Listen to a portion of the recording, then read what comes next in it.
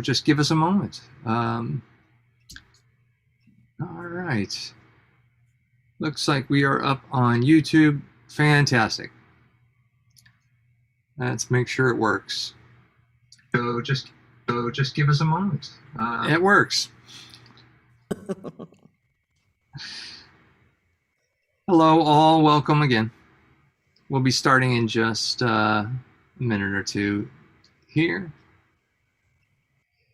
If you are new to SBMT, then I would encourage you to check out some of the other programs we have coming up soon. We always have so much going on, and the big news is it's not all going to be on your screen like this is tonight. We're actually going to be live in person soon, so isn't that amazing? What a long, crazy year it's been. Coming up soon, we have our regular kind of Saturday dance workshops. So if you're like me and are feeling a little bit rusty, not as agile as I was a year ago, now is a great time to maybe consider joining one of the dance classes. Those are usually on Saturday mornings. We now have them in person, and we're going to still continue to do them through the internet, and so you can stream it right into the comfort of your own home. And if you're feeling shy, you don't have to put on your camera, but if you want to show the world how you're learning and the wonderful steps you're taking, feel free to turn that on. And so those are usually Saturday mornings. Again, check out the southbaymt.com website, and there you'll see all of the information you need for it. I'll type it in, southbaymt.com, so you can click on it, go to it later, and check out what we have to offer.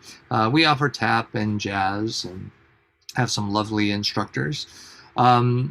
We have a few programs coming up. Let's see, one of the ones I can tell you about is Artist Spotlight with Rachel Michaelberg. That's coming up on Monday, July 12th.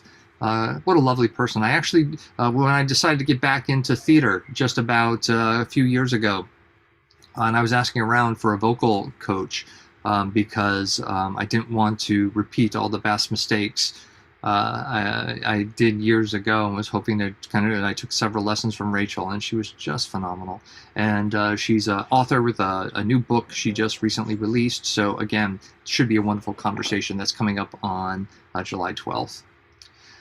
But tonight we are joined by the lovely Doi, Laura, and Doll, and we'll be having a nice conversation all about creating characters, especially during callbacks, which are a lovely, lovely time when the pressure's on, and you have to be creative quickly and instantly. And these are folks that have shown they can do that.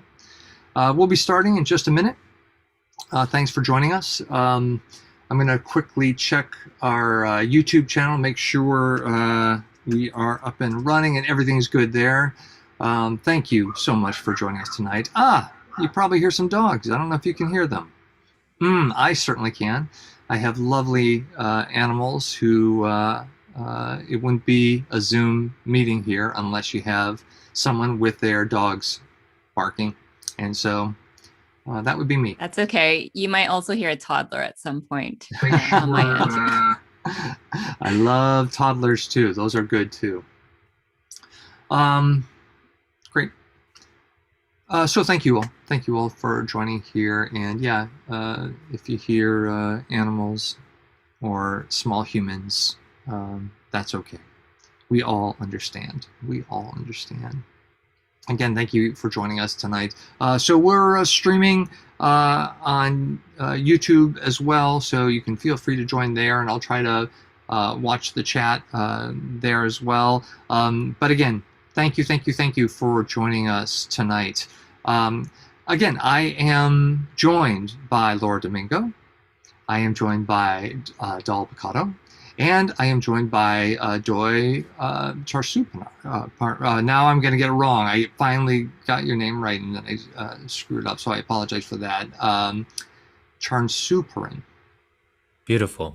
Thank you, Michael. Good. Thank you. Thank you. I'm trying. But all of these individuals are performers who have worked with SBMT in some capacity, especially over the last year. So, Laura, you are a Bay Area performer. I see that you're currently based in Oakland, but you've done several productions here with SBMT's eStudio. Dracula, Revolutionist was the most recent, lovely Marie Antoinette. And you've worked with various companies in the Bay Area. Actors Ensemble of Berkeley, of course, SVS, and you're now a writer. Yeah, when I have time. Yeah, I mean, I have really worked North Bay, East Bay, San Francisco, South Bay. But I had never worked with South Bay Musical Theater, mostly because I hardly ever do musicals. But the beauty, and distance is a consideration for me, but the beauty of this past year plus is that when things turned virtual, distance no longer became a barrier for me. And then, of course, you all shifted to your straight plays in your eStudio, which is a lot more of my forte than singing. Yeah, and it's been such a pleasure getting to know you all. Agreed. And Doll, you've done lots also in the South Bay, especially with Silicon Valley Shakespeare. We had the pleasure of seeing you in Pride and Prejudice, though, a co-production we had done. And you were in several productions with Silicon Valley Shakespeare, which is how we learned you, and Thursday Night Theater. Yes. Thursday Night Theater was a saving grace during the pandemic. It really was. It gave all sorts of people an opportunity to read things that maybe they wouldn't get to read. I read For the Mousetrap. I did a couple Agatha Christie plays we also did, and then there were none. Star Wars Shakespeare was always a great fun, combining two of my favorites. I've been with Silicon Valley Shakespeare since its inception. Way back at the beginning, I played their Feste in their first production of Twelfth Night. I'm also the resident dramaturge, Shakespeare. I'm a Shakespeare nerd. But yes, I've been in the South Bay acting here for quite a while. Lovely. Yes, you were my Obi-Wan Kenobi. Yes. When we did Ian Doshier's William Shakespeare's Star Wars Episode 1, The Phantom of Menace, I believe. And I think you got a C-3PO in there and a Rancor Keeper as well. And then we are now also joined by Doi, my Obi-Wan Kenobi from Episode 1. Doi, you were in Almost Maine, Dracula, Pride and Prejudice, and you've worked, it looks like, with several other companies in the South Bay. And you're also a teacher and coach and leadership. That's right. Teacher by day, actor by night. That's how I describe it. But, like where the two worlds merge is I do a lot of teaching around public speaking and also storytelling. And so acting and theater is basically storytelling. And it's just, I tell my students all the time that a lot of what I learned about leadership presence and public speaking and communication skills in the business setting, I actually learned from theater. And there is a class I teach in the business school that is really all actors technique, but teaching like MBA students how to apply some of that in the way that they show up in the workplace too. So it's been fun. That's fantastic. As someone who's worked a lot in the Bay Area, big internet companies and things, man, I think a lot of people would benefit from what you have to offer and what all of you lovely people have to offer. So we're talking about characters that we create, especially in callbacks, a time when someone might have you in mind, whatever you did in the first audition said, I would like them to come back. And it might be for something that you expected, that you wanted, or something else that maybe, something different. And the challenge is to somehow make an impression such that you are cast in a show. And so I guess maybe we can start off right away by just saying, so that's kind of what a callback is. When you are first given that notice that you are to be called back for a show, what do you do? How does the process start? Because usually it's a few days before you are notified and you are called upon to perform. I'm interested in each of your process, and I should tell everyone we did have a conversation a few weeks ago where the four of us just kind of very freeform talked a lot about this stuff, and all of you have very different processes, but then there's of course some shared through lines. So I'd love to hear from each of you what your process is, or is there a process that you each go through? Doll, your head's moving, so I'm going to go with you first. Is that how it works? If I That's stay right. still, so you're like a T-Rex. I am making choices based on your physical movements. So yes. The first thing I do when I get aside, whatever the play is, I read the entire play. It's important in developing any sort of character that you're called back for to know where they exist in the world of the play, in order to really kind of get a feel for that character. So the first thing I would do is read the play if it's available. If it's not, I'll see if the theater company has a copy, or at least if all you've got is the side, glean as much as you can about the character from the side.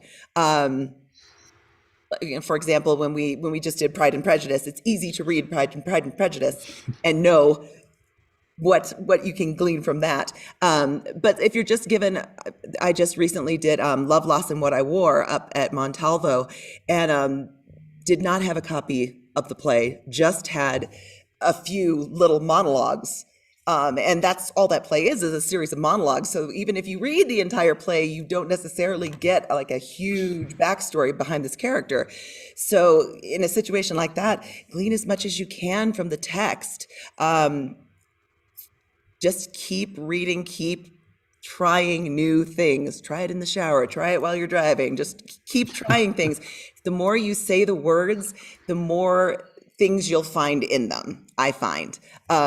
So that's generally what I do when I first get that side. How about you, Laura? Are you a big reader? Is that something that you need to do with every show when possible? Well, at least at the callback stage, I would say, if at all possible. Again, like ideally, the theater company, I know South Bay Musical Theater has been very good about this during eStudio. We'll have a digital PDF that they actually just already send you when they send you your sides as well. Otherwise, I mean, you check out your local library. I also discovered a website, openlibrary.org, is a great way to find and rent for free digitally scanned copies of plays, or just Google the name of the play in PDF, and sometimes you can find it that way.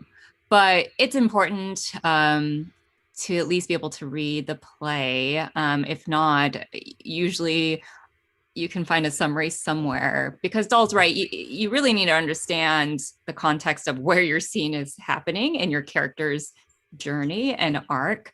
Sometimes it's not immediately obvious from the scene.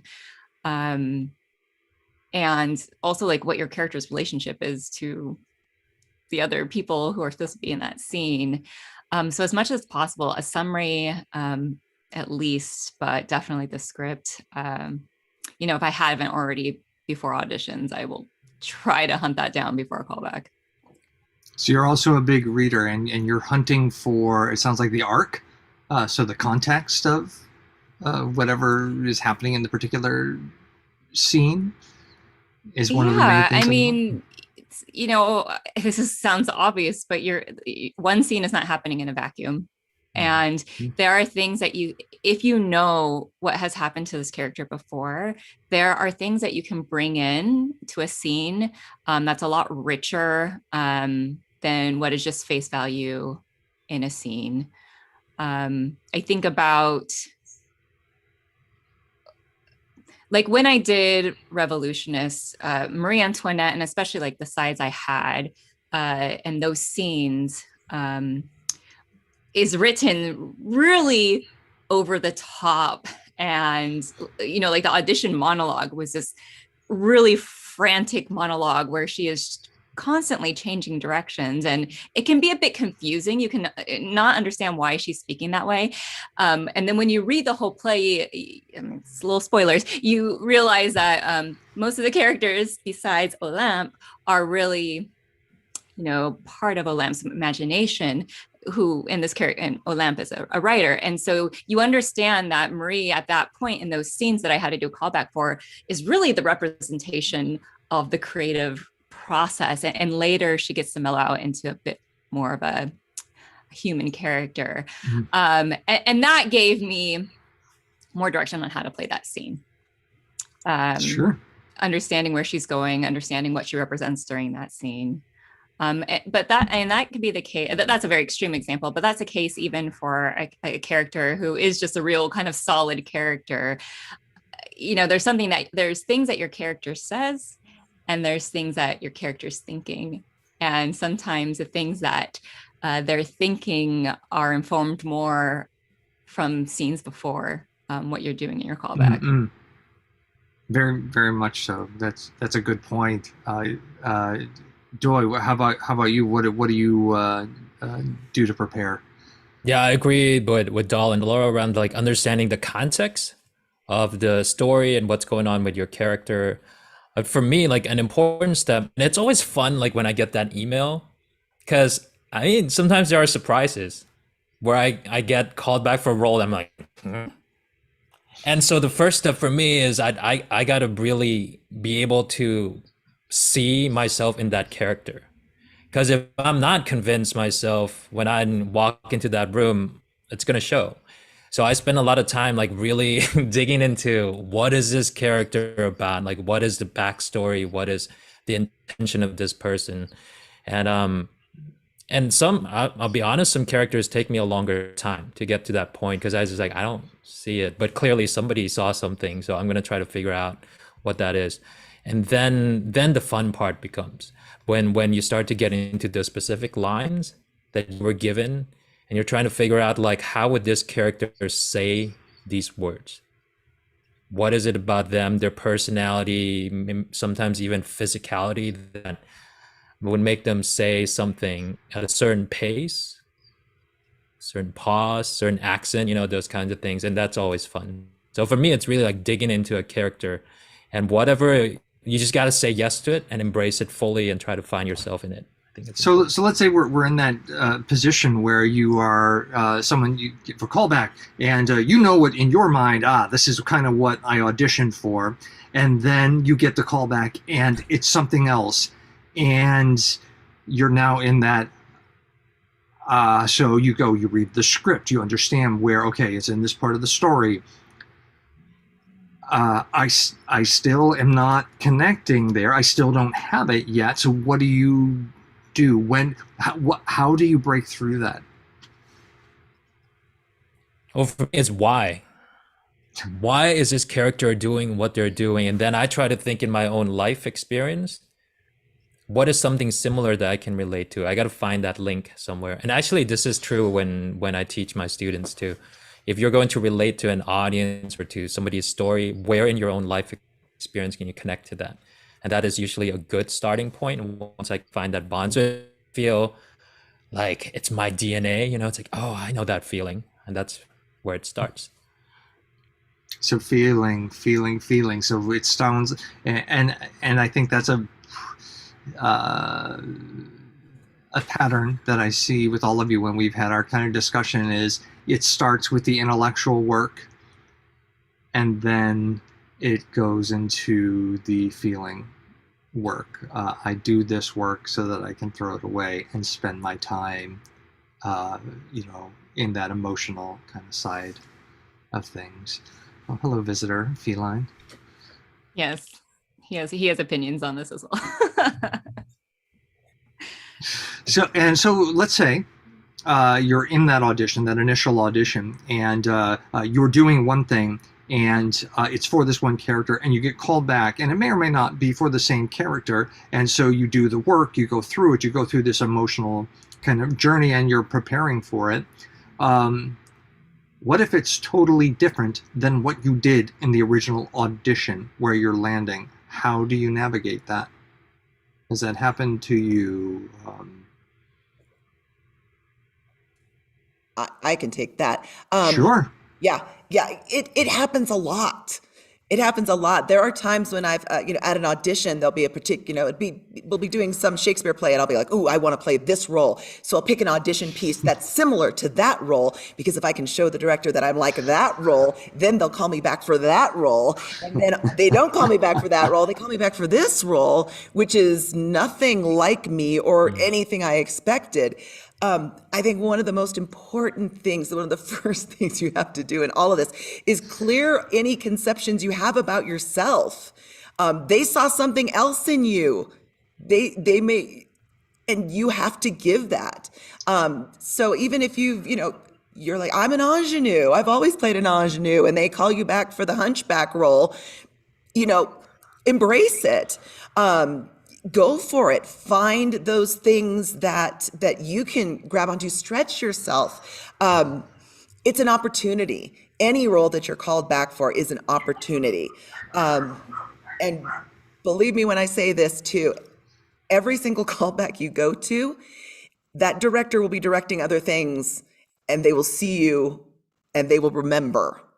I've been on both sides of the table, and I've heard directors specifically months later after a callback say, "Do you remember that person that I read for this and I just didn't have anything for them? I'm going to call them and I'm going to ask them to come into callbacks."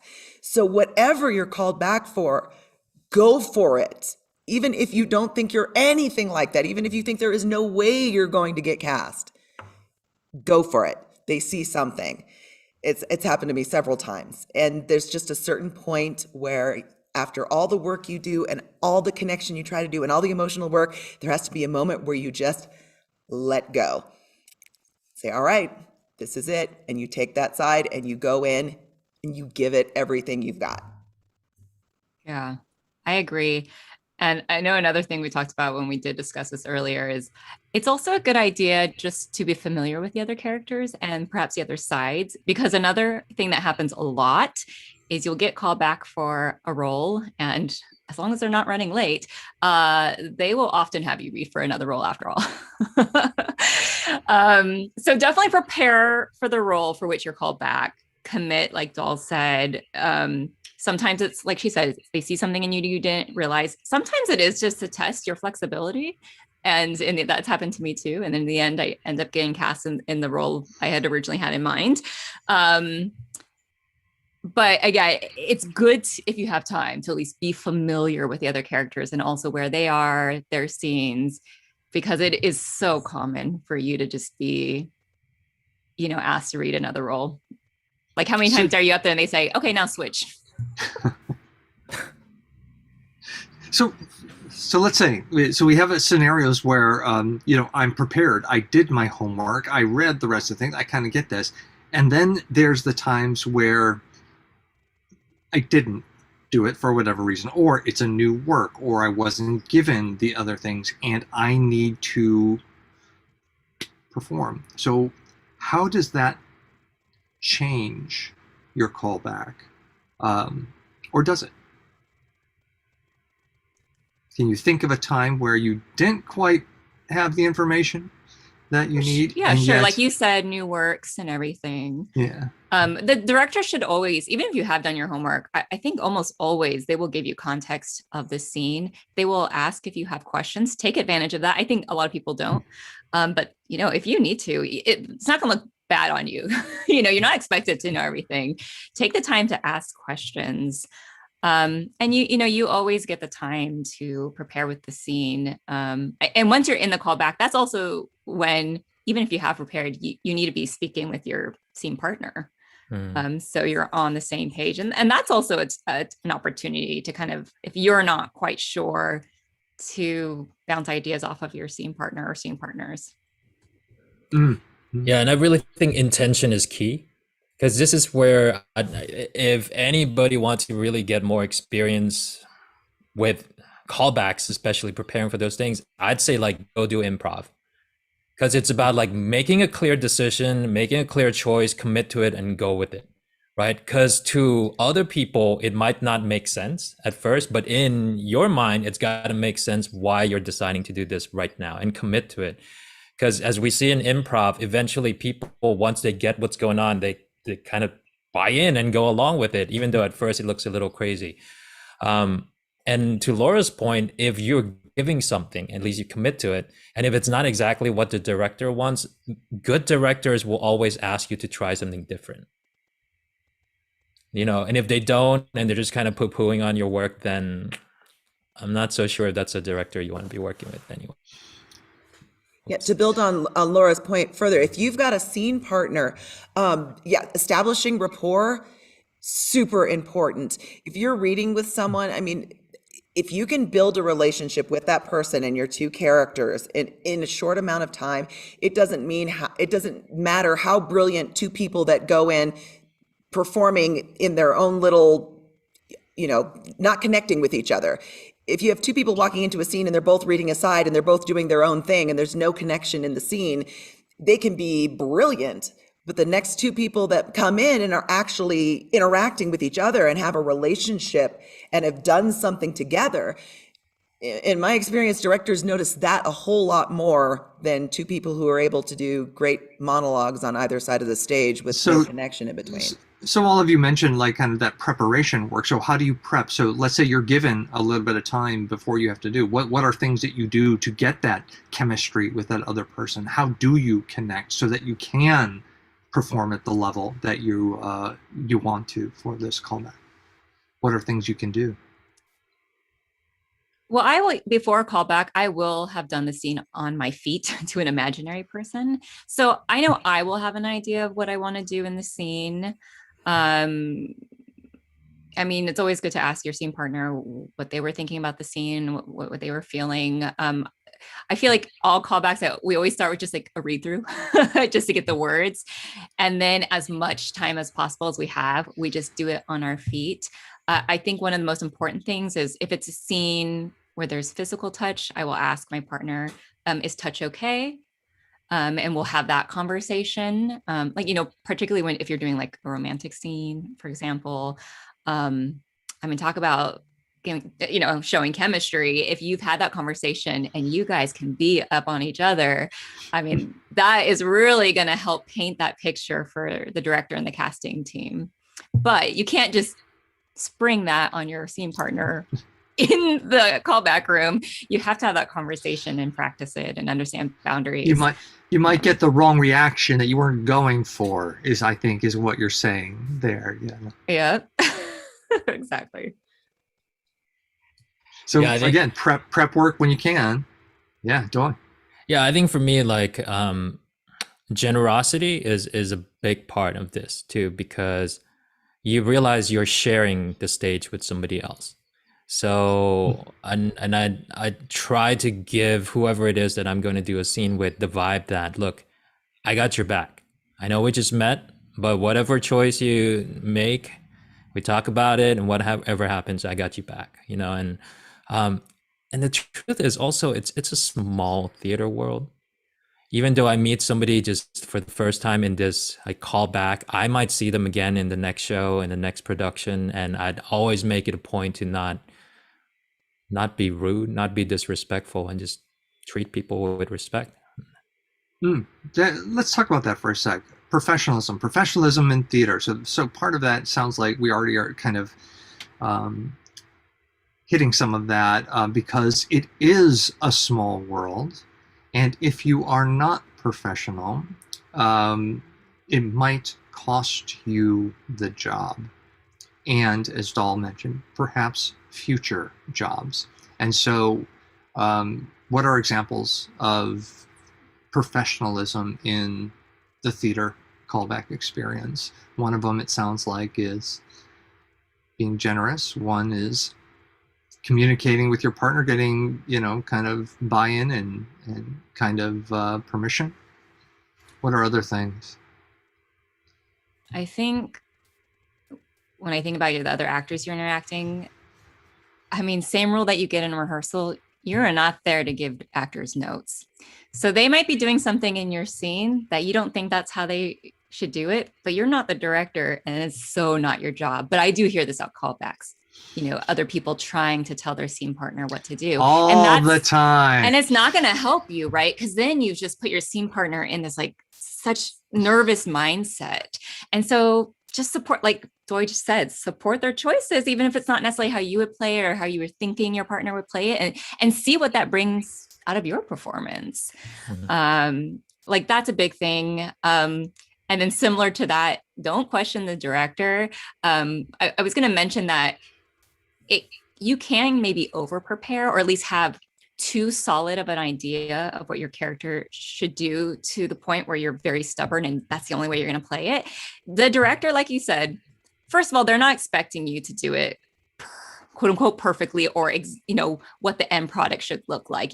That's what rehearsal process is for. And if you think you're only going to get cast because you're doing their perfect vision, that's not true. And sometimes even if you are doing a scene the way that the director imagined it, they will still probably tell you to adjust just to see how flexible you are, just to see how well you take direction. So do not question your director on that. Some directors will say, this is not necessarily how I think we'll do the scene, but I just want to see what you do. Some directors will not give you that note. They'll just they'll give you an adjustment.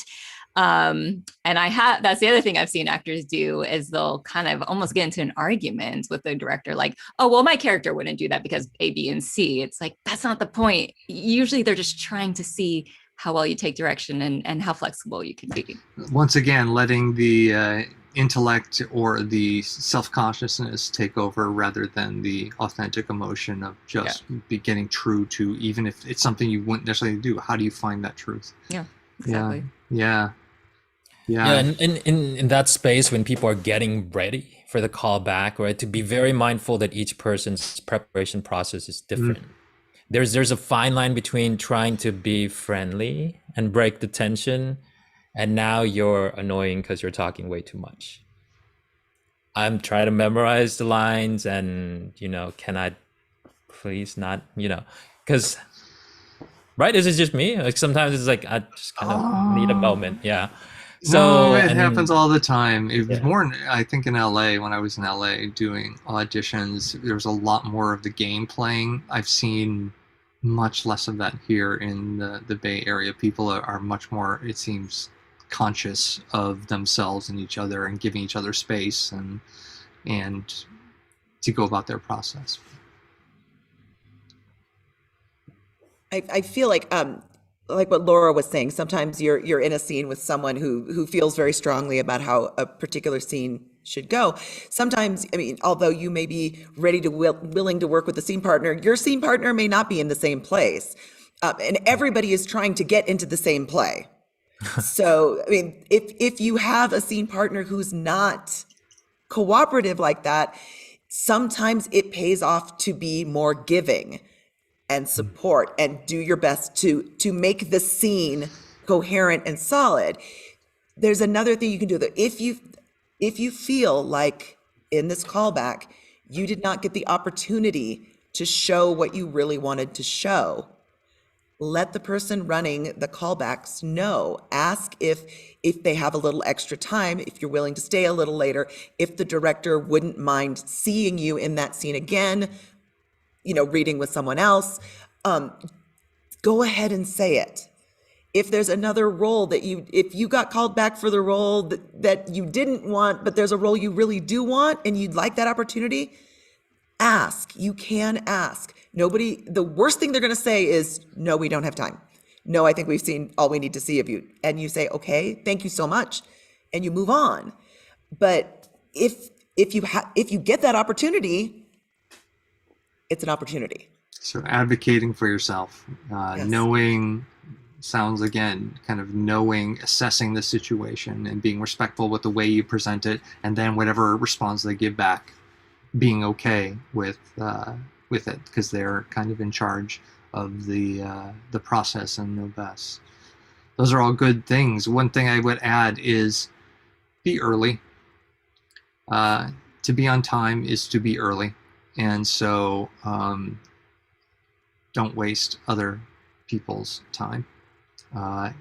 When it's a group project, everyone's got to kind of, carry their weight. And so that's one that I personally always think about. So now you're in there, whether you've again done the homework, you've kind of are conducting yourself well, you're got your scenes, you're going through, and this process of creating the character, a big part of it is doing your homework and then showing up. And I think one of you mentioned you got to give your all, you got to deliver, you got to commit, and also I heard choices. Can you tell me what it means? Because in the end, you are yourself. They want you. There's a reason they called you back, so you're you. But then you have to make choices. Explore making choices with me. What are some examples, or what do you mean by that? So if we have people that maybe don't quite grasp the concept as much, what are some things that you can think about that would be an example or help flesh out that idea? Well, I think one of the things I like to do, really to give a richer performance in displaying choices, is think about what how my character wants to look to others, and what's really going on inside, and having fun with the scene, figuring out what are the times where they have control over that image, and what are the times where what's really inside slips out. So I think about when I played Mrs. Bingley, also in Pride and Prejudice, with these two lovely folks. Well, with all three of you lovely folks. She is very much a character who has a difference between her public face and what she wants to present, and what's really inside. And I think about like the scenes with Elizabeth, and those were fun scenes to find the dynamics where she could start pretty controlled. And then when Elizabeth kind of cuts in with that wit or defends herself and she's kind of caught off guard, those were the fun times where you could reveal a little bit where she doesn't have the control. And that comes from understanding her past and understanding, again, like what are the emotions, and in her case, I would say insecurities going on inside, versus what she wants people to think. So I love that, because that's just you're introducing drama into the character, having conflict just right there, by saying, what do I want people to see and what's really going on. You're instantly creating conflict, which makes for an interesting character right off the bat, as opposed to a flat, more one-dimensional thing. So being aware of that is, I think, a really important point. You've already added energy and conflict to your performance.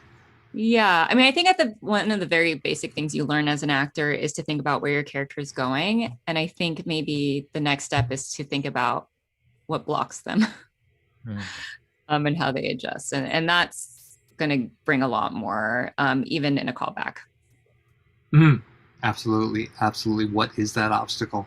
And then whenever there's an obstacle, there's a million ways to try to get around it. And so exploration, play. Yeah, for me, like in the process of trying to get into the character, I explore a lot of physicality stuff with the character too. Yeah, talk about that a little bit. That's important. I mean, what I said earlier about I got to be able to picture myself as this character. How would this character sit? Even though in the callback side, maybe the character is not sitting, but in my preparation, I'm going to be exploring all those things, right? How does this person tend to like think? They're thinking. Are they the kind of thinker where they're like grabbing their head?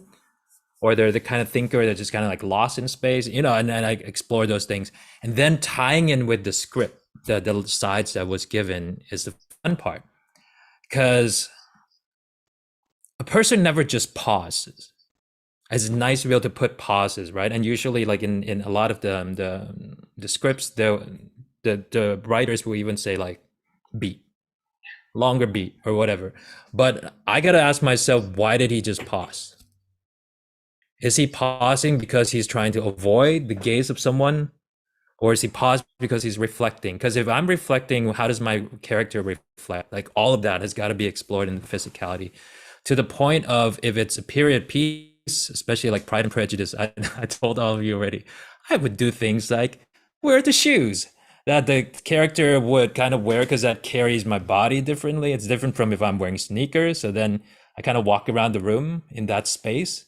So everyone has to understand, Pride and Prejudice was done like this on Zoom. Oh yeah. And Doi is wearing his shoes. Doesn't matter. I'm wearing his tight shoes to help but that's lovely. That's important. If anyone is, watching tonight is a performer, what happens when you put on the costume and things. So it's lovely that is a part of it. If you're doing a callback and you're wearing the tight shoes, it just is going to help jumpstart you, get you closer to where you need to go. It's a trick in a way, but it works. Yeah. So physicality and tying it to the lines that you're saying is important. Very good. Very good. I don't know, Doll, anything you want to add to that? I would love to. I do a lot of Shakespeare, and in a lot of Shakespeare callbacks, they give you soliloquies, which is just a monologue when you're talking to the audience. These are, if you get one of these, you've got gold. There are so many opportunities to make choices in those, because generally in those sort of speeches, your character will make some sort of decision in the speech, and that's where it shifts. You've also got a live audience right in front of you. You've got your director and your stage manager and your other people sitting there, and you can talk to them.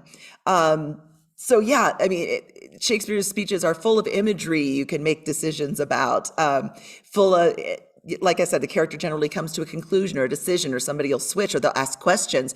There are plenty of opportunities to make decisions and make moments. Is that question, do they know the answer to that question already? Are they asking themselves? Are they asking someone else? Are they asking God? No one? The audience? Who are they talking to? There's all sorts of things you can do with it. And for me, I find that really exciting.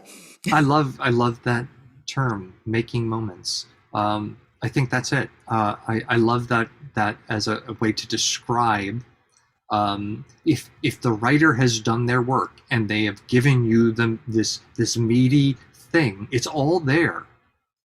And so how do you find and then make those moments? That's a really lovely way to put that. Can I add one more thing that could be fun also is, yeah. I think about the entrance.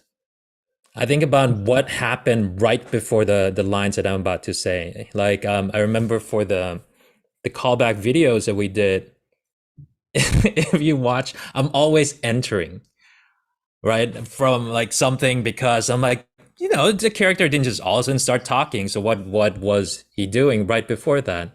And so to give even the directors a glimpse of there's a life before that first line that you say is important. Or if it could be you're just standing there in the middle of the room, but there's already a thought that happens before that first line. I think that moment, people notice that. That's like, ooh, something already happened before you even said the first line. You've got their attention. Oh yeah. You're already there in the moment and they notice it. So that's a lovely point. That's really important. How do you start, right? How do you start this thing? And that is a great way to start. I just came from somewhere. Something before just happened.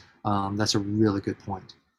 And then and to bring it full circle, also hold the end of your scenes. What you said reminded me, sometimes directors will wait a few minutes and it will seem uncomfortable, but you got to stay in character. And like, if you ended your scene looking like intensely, hold that gaze.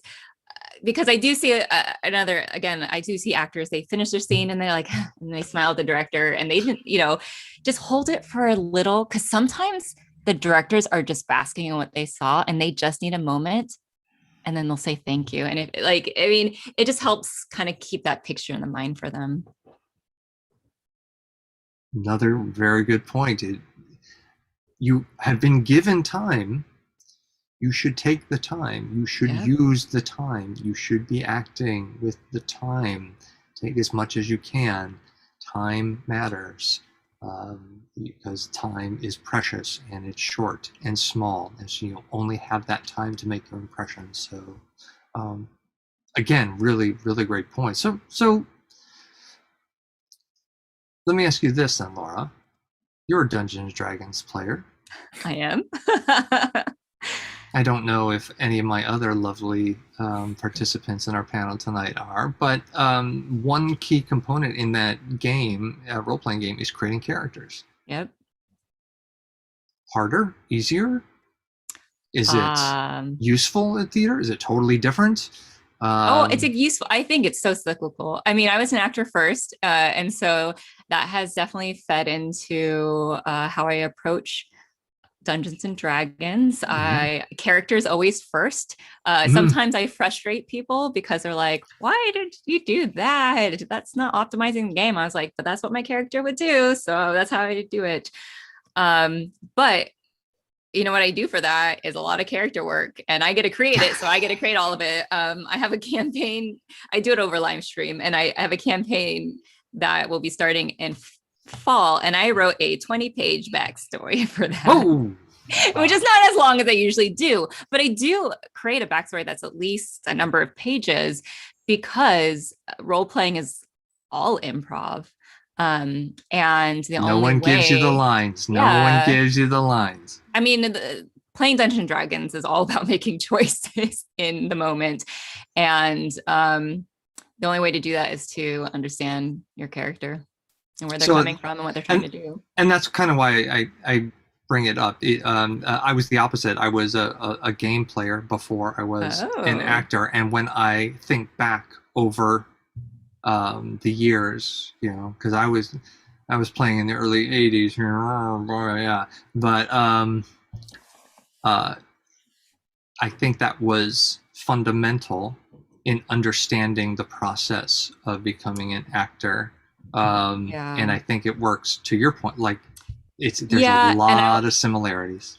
And the other thing, going the same direction that you went then, things that you know, you can really bring from Dungeons and Dragons into acting, is yes, you need to stay true to the character, but you also have a whole team you're playing with. And if you're not thinking about what they're doing, and you also have a story, right? And if you are not doing anything to help move the campaign or the story forward and to support what your party wants to do, then it's going to fail. And I've played games like that. Same with the show, right? You definitely have to make strong choices with your character, but you also have to understand where the story is trying to go and what your other actors want to do. So perfect analogy there. So everyone should just play Dungeons and Dragons as well. How about you, Doi? I know you're a teacher and a coach and things. What are things that you have learned from that you could apply to the performance you do, or callbacks and rising, or training, or things? Yeah. I mean, in leadership and organization development and all this stuff that I talk about in the business school context, ultimately it's about relationships. And what kind of relationships are you creating? Because I always say that 1 + 1 doesn't always equal to 2. Because if one person is bringing something, the other person is bringing something, what could end up creating could be magical. It could be more than either person could have imagined could happen. So it's greater than 2. On the flip side, one person brings something, the other bring another thing. It could end up being a very negative thing, or 0, nothing happens. So what's fun about exploring and preparing for my character is it's always in relations to somebody else. And that's the fun part. If it's like for Almost Maine, you know, like the callback moment, it's like this explosion. And how do I not make it like now he's just irrationally angry?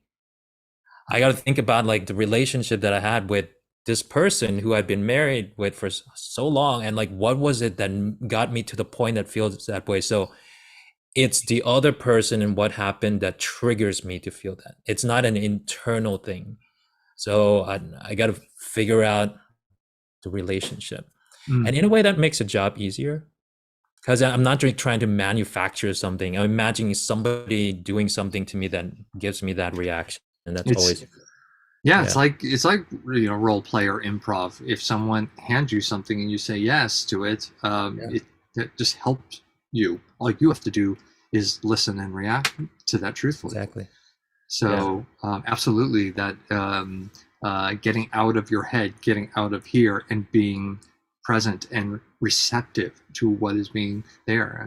So very, very good points. Very good points. Doll, anything you want to, like, you don't know if you're the role player, teacher type? I do a little of both. Mm-hmm. Yeah, I teach a lot of Shakespeare, and I do a lot of work in role playing and things like that as well. I think the most important thing, I think, for any of this is it should come from a place of joy. I mean, why do we do this?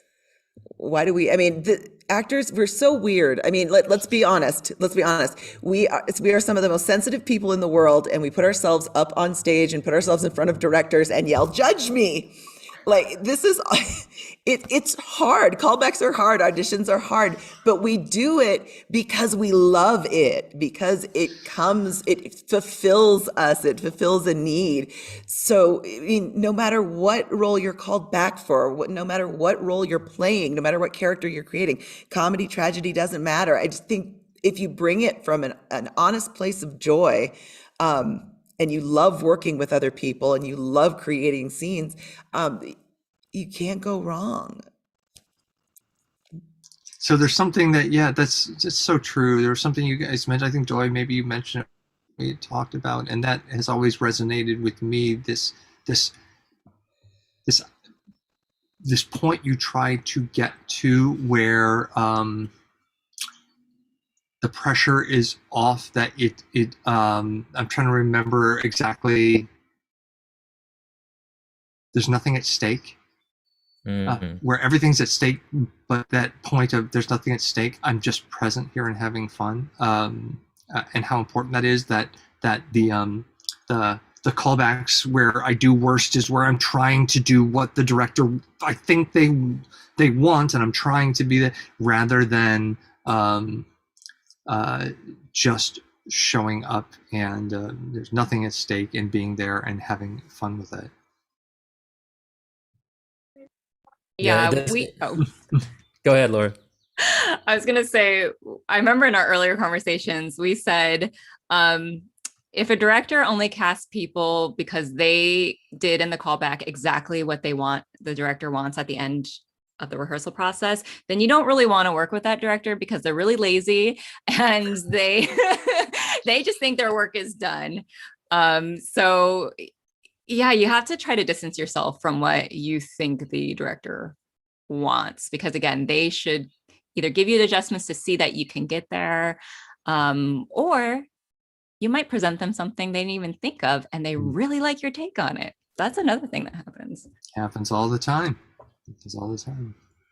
Yeah, and I will say that one wisdom that has come with age for me as an actor is letting go of this idea that this is my only shot, which is never true. You know, there's always a next audition. If you don't get this one, you don't get this role. It's happened every time where I didn't get a role that I really wanted, and afterwards, either I go see the person who actually got casted in the role do it, and I was like, whoa, that's awesome. I'm glad I didn't take that from that person. Or sometimes the opposite, which is the production is really bad. I'm like, thank God I'm not in that. Which happen. I mean, I'm just keeping it real. It happens sometimes. Right? We've all seen that. Happens. Just trust that there's a reason. But then also, when you don't get cast in a part, you probably then have time to audition for another show. And I found myself in situations where I didn't get into the show I wanted first, but then I got into this other one that I wasn't planning on it, and I was so thankful that I did. So when just enough of that experience, it's made me like just more relaxed with the callback process, and just trust that, look, I go in, I honor the role, I do the best that I can to tell this person's story. And if it's not what they're looking for, I just got to trust that there's a reason. a better thing for me around the corner and just remove any kind of pressure on yourself. I hear you. Mhm. I hear you. Thank you. I do want to take a moment and see if any one of our lovely people that have joined us this evening to listen in on this conversation has any questions or things that they want to ask. We have a chat that is present there that you can type in if you have any questions you'd like to ask our panelists this evening. Feel free over the next few minutes if you have anything to go ahead and put it in there. So for we had talked a little bit about an opportunity. I do have questions coming. Well, I won't ask my other stuff. Then let me see. Oh, if I can read it. Oh, isn't that terrible? Let's get out the old man glasses.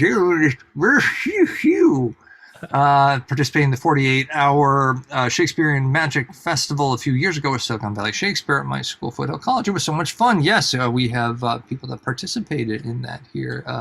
Let's see, you, Laura, were in it. Dawn, were you also in that one? I wrote for that one. You wrote for that one. I was trying to remember.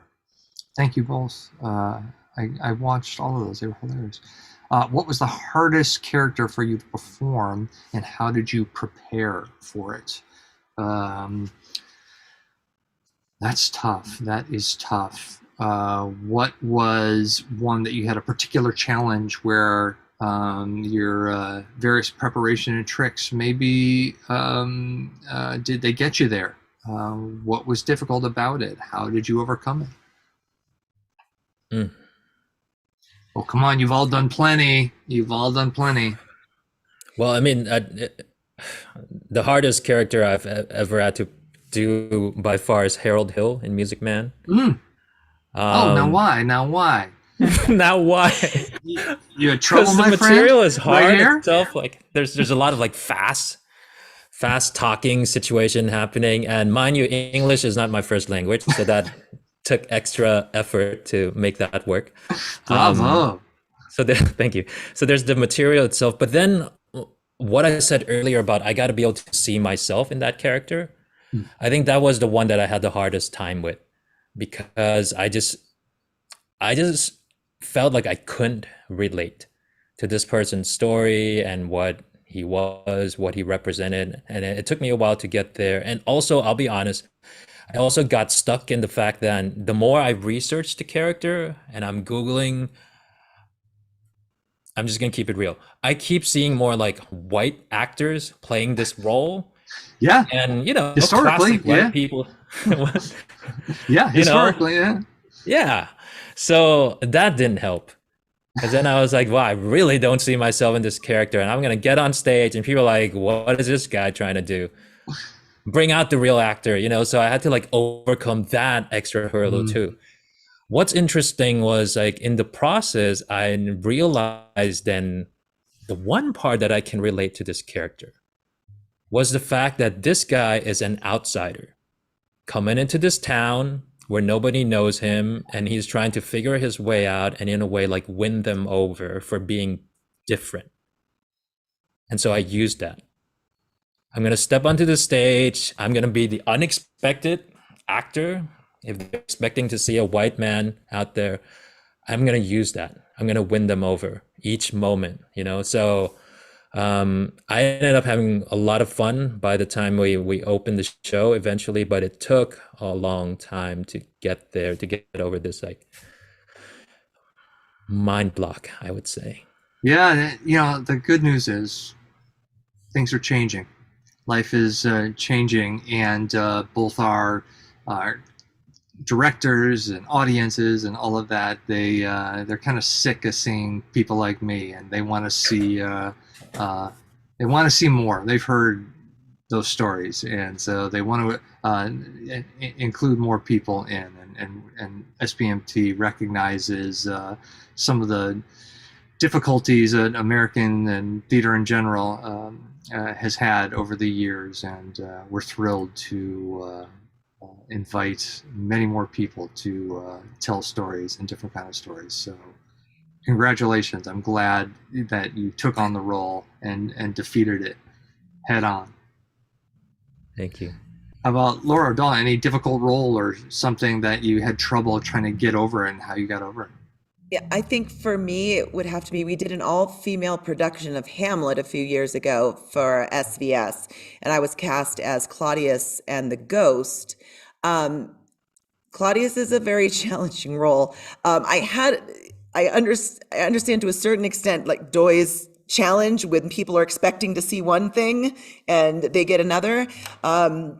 Claudius, female Claudius was, it was not, I think, what a lot of people were expecting. And also before we even started the rehearsal process, a lot of older men that I knew that wanted to play that role at some point had plenty of pointers for me and were upset that they didn't have the opportunity to try to audition for that. And that's a role they always wanted to play. And so that additional piling on top of that, I had a difficult time with this character, and it wasn't until I dropped everything and stopped trying to think of him as a villain and started trying to think of him as a person, especially like at the beginning of the play. Well, what if Claudius really is a better king? What if he really, really loves Gertrude? What if he really wants to be a good stepdad to Hamlet? Maybe he is a great stepdad to Hamlet. And so I started there.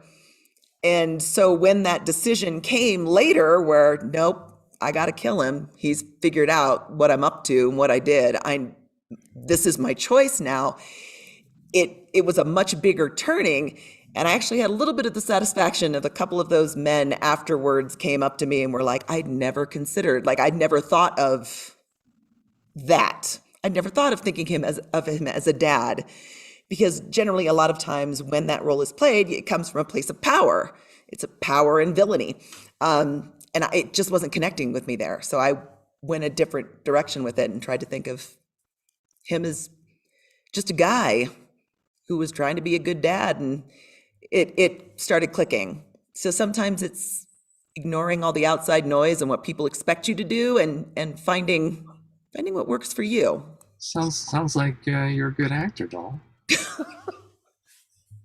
Sounds like you've probably seen some flat performances, and it sounds like you're not going to let that stop your awesomeness. You're horrible.